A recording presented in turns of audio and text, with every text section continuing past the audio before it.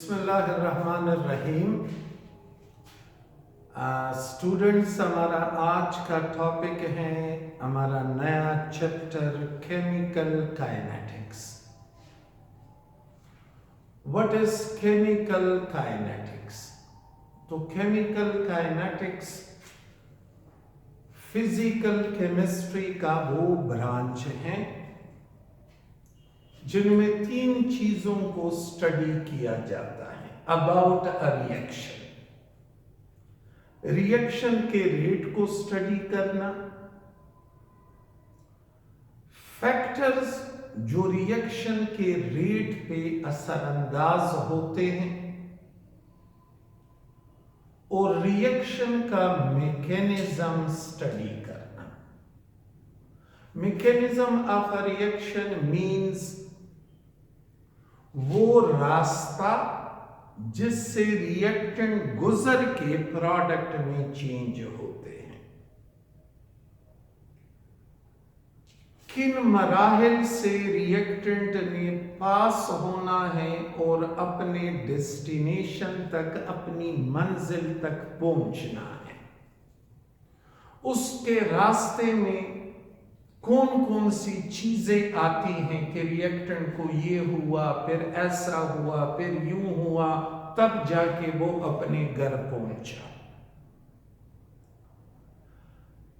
Chemical kinetics is the branch of physical chemistry which deals with rate of a reaction, factors affecting rate, वो अवामिल जो reaction के rate पे असरअंदाज होते हैं। Rate से मुराद है स्पीड, ये हमने केमिकल का इक्विलिब्रियम में पढ़ा भी था पहले।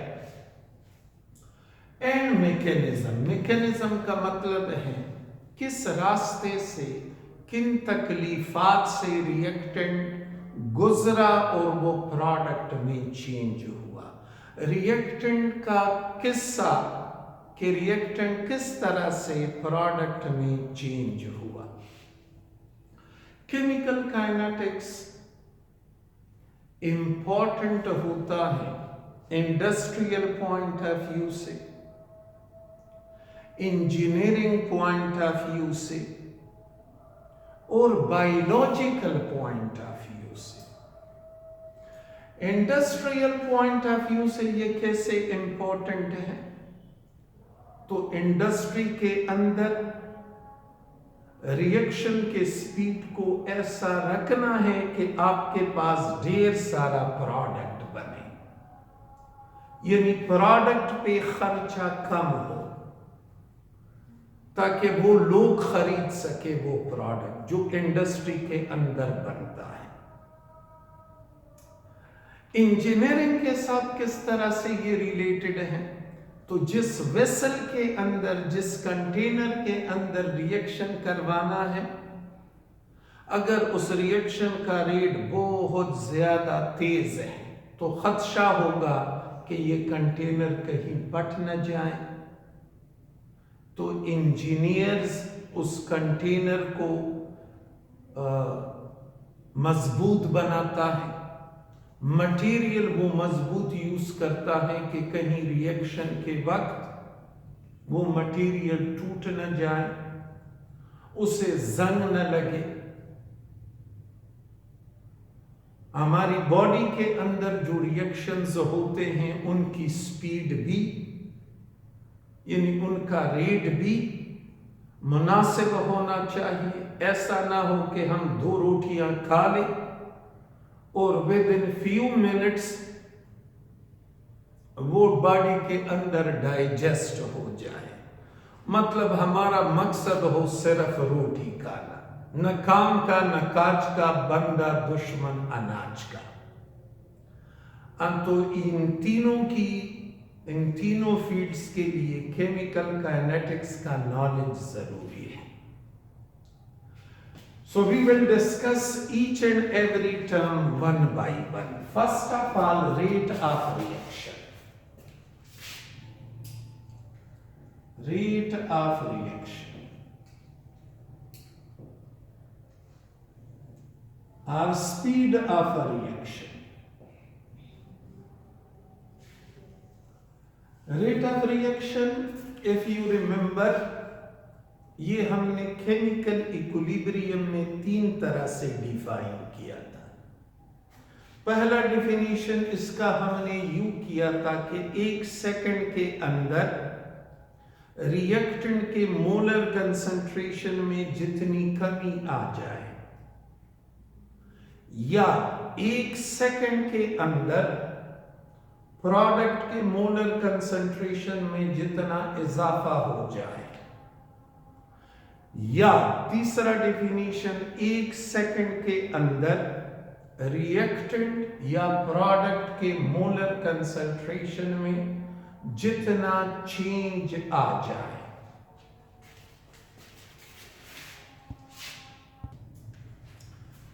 ओके, तो रेट ऑफ रिएक्शन का ये definition, decrease in the molar concentration of reactant per unit time. Unit time means 1 second में।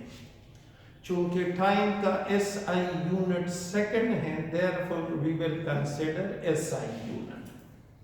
या ऐसे increase in the molar concentration of product per unit time.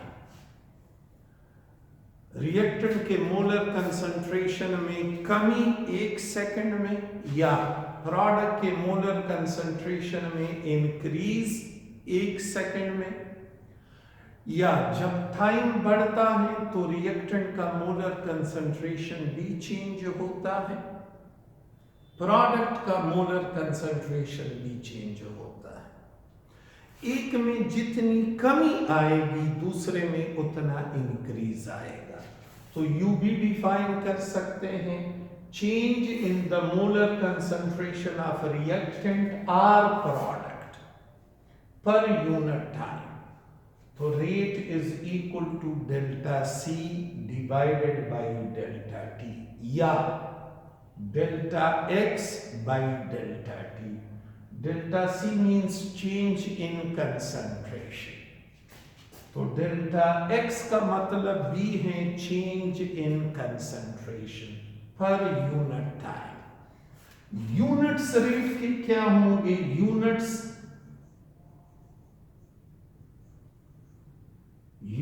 Of rate, तो molar concentration के units हैं moles per DM cube, जबकि time का unit है second. You molar rate का यूनिट हुआ, यूनिट्स हुए मोल पर लीटर पर सेकंड, मोल्स पर लीटर पर सेकंड। Consider the explanation. ये रेट का definition, explanation.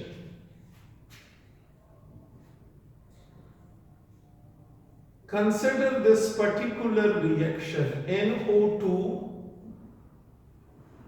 plus CO, they combine to form NO and CO2.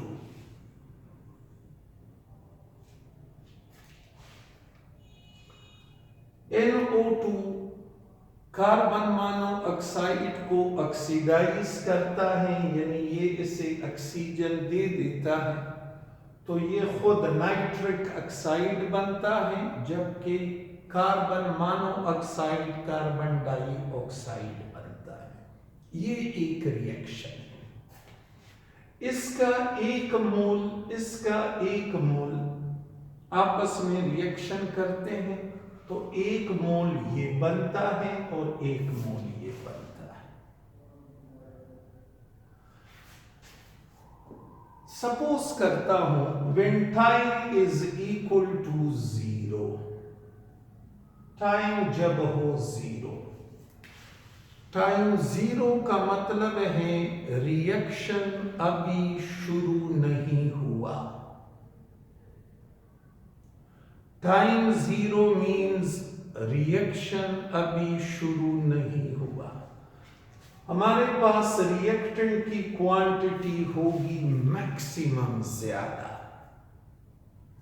ये होगा मैक्सिमम।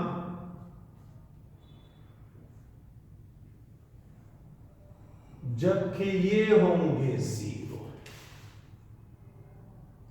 जब रिएक्शन शुरू ही नहीं है तो प्रोडक्ट कहां से बनेगा? प्रोडक्ट होगा नहीं तो प्रोडक्ट का मोलर कंसंट्रेशन 0, जबकि इसका मोलर कंसंट्रेशन है मैक्सिमम। कितना मैक्सिमम? मैं इसे वैल्यू असाइन करता हूं, सपोज 2 मोल्स पर लीटर और ये 0। 2 मोल पर लीटर ये हैं, 2 मोल पर लीटर ये हैं। तो दोनों रिएक्टेंट में से कोई सा एक रिएक्टेंट कंसिडर करें, एनी वन। इसी तरह 2 प्रोडक्ट हैं, किसी एक को कंसिडर करें, क्योंकि हम जानते हैं कि जितना ये बनता है उतना ये भी बनेगा।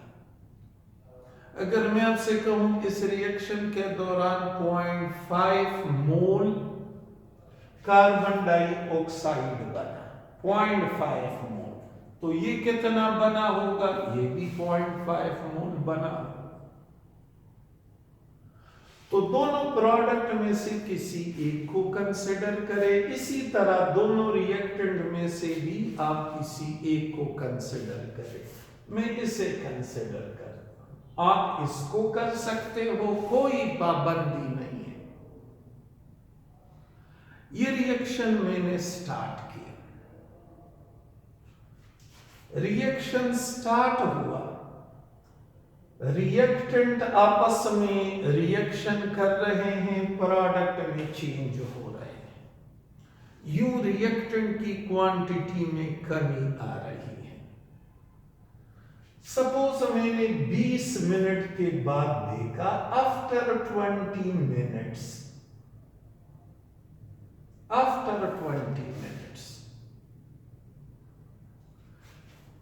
कि ये 1.5 मोल्स पर लीटर रह चुका है। टाइम गुजरा, रिएक्टेंट की कंसंट्रेशन में कमी आ गई। कितने मिनट्स के बाद? 20 मिनट के बाद। और आप गौर करें ये कितना कम हुआ है, ये 0.5 मोल पर लीटर कम हुआ है। तो ये कितना इंक्रीज हुआ होगा? जितनी इसमें कमी आएगी उतनी इसमें इंक्रीज आएगा। तो इसकी क्वांटिटी होगी 0.5 मोल पर लीटर। ये कम हुआ तो इसका मोलर कंसंट्रेशन बढ़ गया। ओके, कितने इंटरवल ऑफ टाइम के बाद? 20 मिनट्स के बाद। अब इसका रेट आपने कैसे कैलकुलेट करना है? टाइम को मैं मिनट्स में कंसिडर कर रहा हूं। Rate is equal to change in concentration divided bye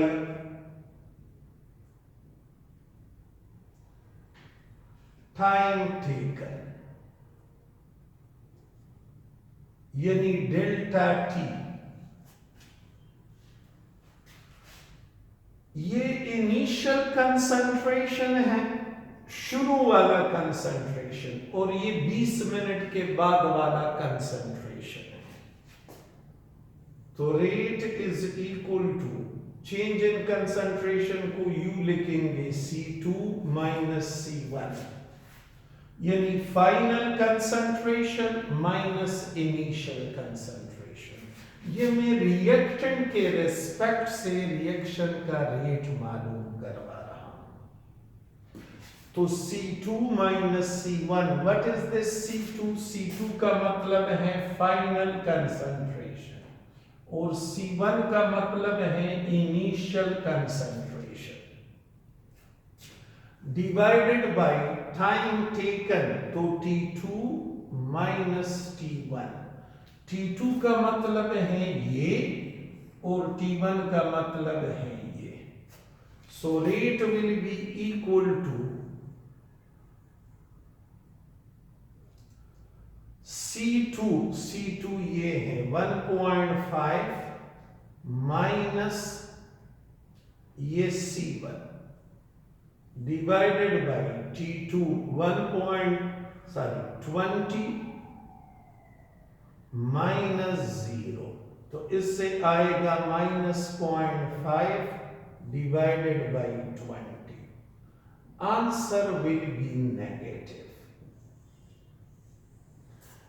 ये आपने देखा कि रिएक्टेंट के लिहाज से रिएक्शन का रेट नेगेटिव आया।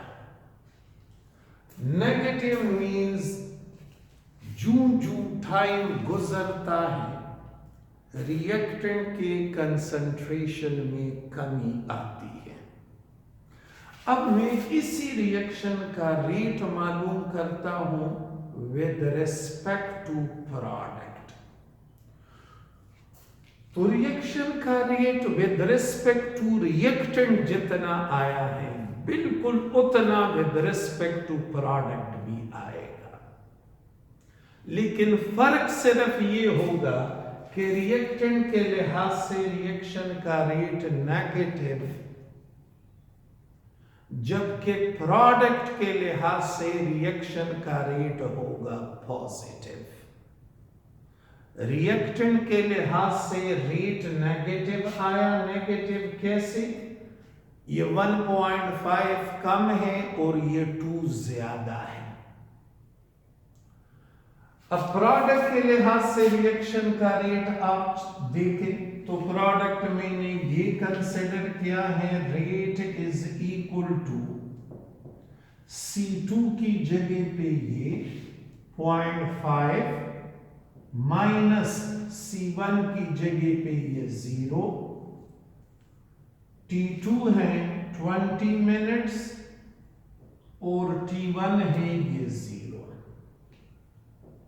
तो 0.5 माइनस 0.5 डिवाइडेड बाई 20।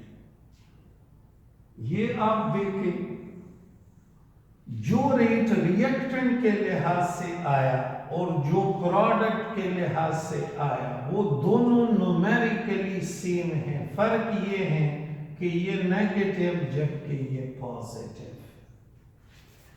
नेगेटिव और पॉजिटिव सिर्फ ये शो करते हैं ओनली कि रिएक्टेंट के कंसंट्रेशन में कमी आती है, जबकि प्रोडक्ट के कंसंट्रेशन में इजाफा होता है। तो एक रिएक्शन का रेट हमेशा नेगेटिव होगा विद रिस्पेक्ट टू रिएक्टेंट और हमेशा पॉजिटिव होगा विद रिस्पेक्ट टू प्रोडक्ट।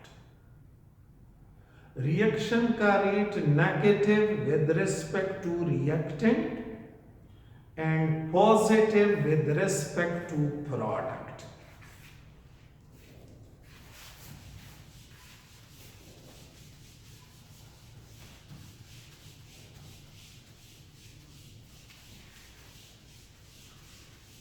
अच्छा, रेट ऑफ रिएक्शन के बारे में एक और इंटरेस्टिंग बात रिएक्शन के रेट के बारे में, और वो इंटरेस्टिंग बात आपने भुलानी नहीं है, उन्हें याद रखना है।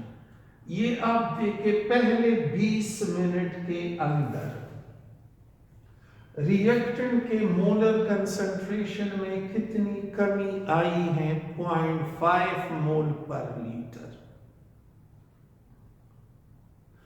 अब अगले वाले जो 20 मिनट होंगे यानी after time is equal to 40 minutes. ये पहले 20 मिनट में रिएक्टेंट का कंसंट्रेशन ज्यादा कम हुआ।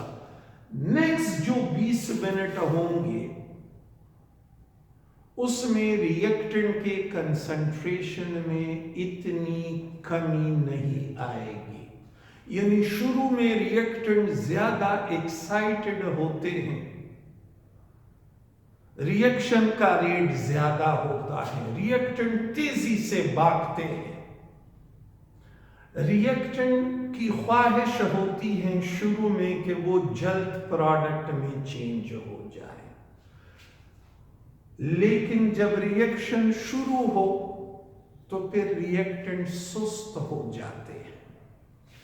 पहले 20 मिनट में 0.5 मोल रिएक्टेंट डिकम्पोज हुआ, नेक्स्ट जो 20 मिनट होंगे उनमें 0.5 मोल नहीं बल्कि 0.5 मोल से कम रिएक्टेंट प्रोडक्ट में चेंज होंगे।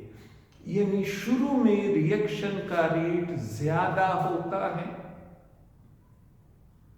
और जूं रिएक्शन आगे की तरफ बढ़ता है उसकी स्पीड में, उसके रेट में कमी आती है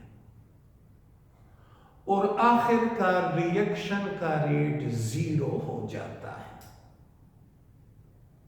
0 क्यों होता है? क्योंकि रिएक्टेंट खत्म हो जाते हैं। जब रिएक्टेंट होगा नहीं तो रिएक्शन फिर कैसे होगा? यूं रिएक्शन की स्पीड, रिएक्शन का रेट 0 हो जाएगा। शुरू में रिएक्शन का रेट ज्यादा, with the passage of time reaction का रेट कम होता जाएगा। कम होने का क्या मतलब? अभी मैंने बताया कि पहले 20 मिनट में 0.5 मोल रिएक्टेंट डिकम्पोज हुआ, नेक्स्ट जो 20 मिनट होंगे उसमें 0.5 मोल से कम, लेट सपोज 0.45। फिर अगले वाले जो 20 मिनट होंगे उनमें और कम। इंटरवल ऑफ टाइम एक जितना है, लेकिन प्रोडक्ट में कन्वर्जन का रेट होगा कम। ग्राफिकली इसको हम यू रिप्रेजेंट करेंगे।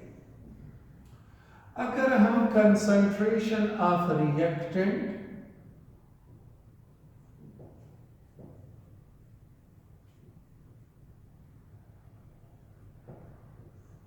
प्लॉट करें वर्सेस टाइम, ये ओरिजिन उस पॉइंट को कहते हैं जिस पे दोनों वेरिएबल की वैल्यू 0। जब टाइम 0 हो तो रिएक्टेंट का मोलर कंसंट्रेशन मैक्सिमम, और जब टाइम बढ़ने लगे तो रिएक्टेंट का मोलर कंसंट्रेशन डिक्रीज। शुरू में ये डिक्रीज होगा रैपिड और फिर आहिस्ता आहिस्ता ये लाइन ऐसी होती जाएगी। इसे कहते हैं स्टीप स्लोप, मतलब जल्दी प्रोडक्ट में कन्वर्जन, और इसे कहते हैं flatten.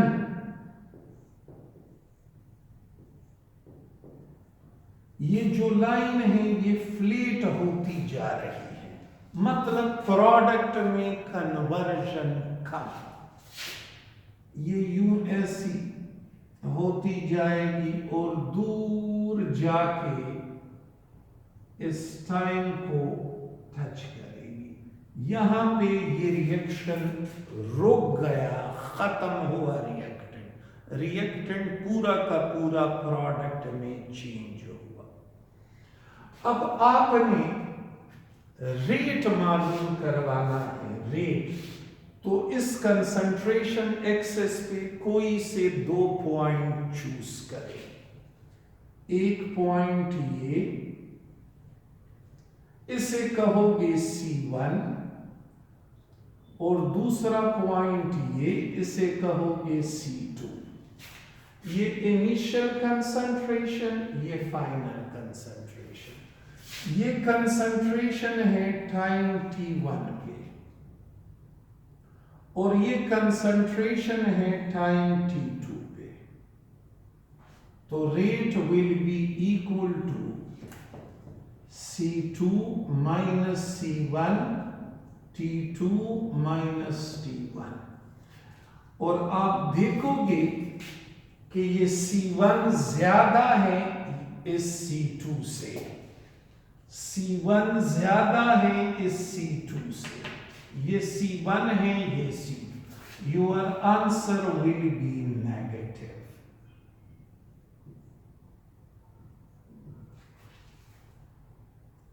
Your answer will be negative.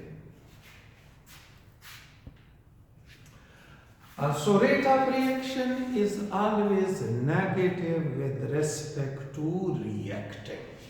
अब अगर मैं इस रिएक्शन के लिए रेट लिखूं with respect to reactant, तो वो मैं यूं लिखूंगा, change in the molar concentration of NO2 divided by time taken, लेकिन इसके साथ साइन लिखूंगा नेगेटिव। और ये मैंने NO2 के लिए लिखा। अगर मैं CO के लिए लिखूंगा तो वो भी बिल्कुल ऐसा ही होगा।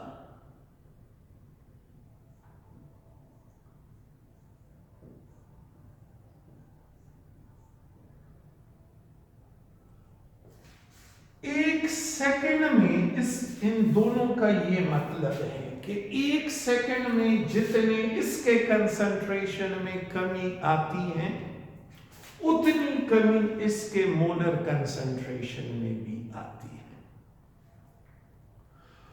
और इनके मोलर कंसंट्रेशन में इजाफा आता है। कितना इंक्रीज आएगा? जितना इनमें डिक्रीज आया है। ये कम हुए तो ये और ज्यादा हुए, तो प्रोडक्ट के लिहाज से रेट को यू लिखेंगे, rate is equal to increase in the molar concentration of product. और बिल्कुल इसी तरह कार्बन डाइऑक्साइड के लिए भी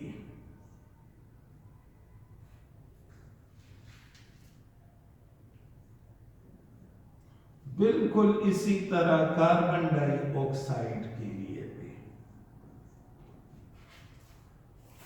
जितना इंक्रीज NO में होगा एग्जैक्टली उतना इंक्रीज CO2 में होगा। जितना ये बनेगा उतना ये बनेगा। दोनों में इक्वल इंक्रीज, इसी तरह दोनों में इक्वल डिक्रीज। इसका डिक्रीज और इसका इंक्रीज ये आपस में इक्वल है। और सबूत है ये कि इसमें कमी आई है रिएक्टेंट में, प्रोडक्ट में इंक्रीज आया है। और ये उसका graphic proof. So that was about. अच्छा, एक और बात, रेट को हमने यू लिखा, rate is equal to change in concentration divided by time, या ऐसे हमने लिखा delta X divided by delta T. ये हम तब लिखते हैं जब इंटरवल ऑफ टाइम ज्यादा हो। जैसे हमने कितना दौरानिया लिया, 20 मिनट या 30 मिनट या 1 घंटा, टाइम इंटरवल ज्यादा।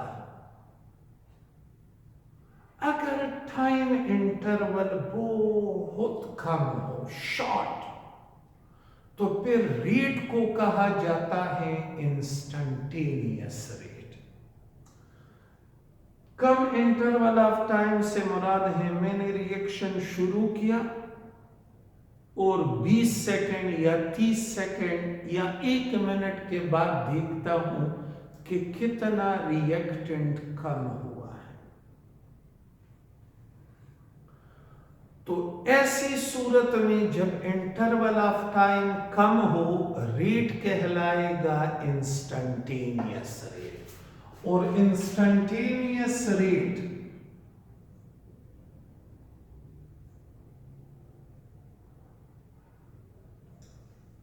इट इज इक्वल टू, या ये यू रिप्रेजेंट करते हैं डेल्टा की बजाय D, D C by D T, या D X by D T.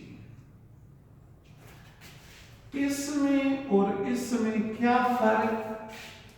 ये पहला वाला तब जब इंटरवल ऑफ टाइम ज्यादा हो, यानी जब चेंज ज्यादा हो, और ये दूसरा तब जब इंटरवल ऑफ टाइम कम हो। टाइम इंटरवल कम, then rate will be called instantaneous rate. Time interval ज्यादा तो फिर सिंपली उसे रेट कहा जाता है।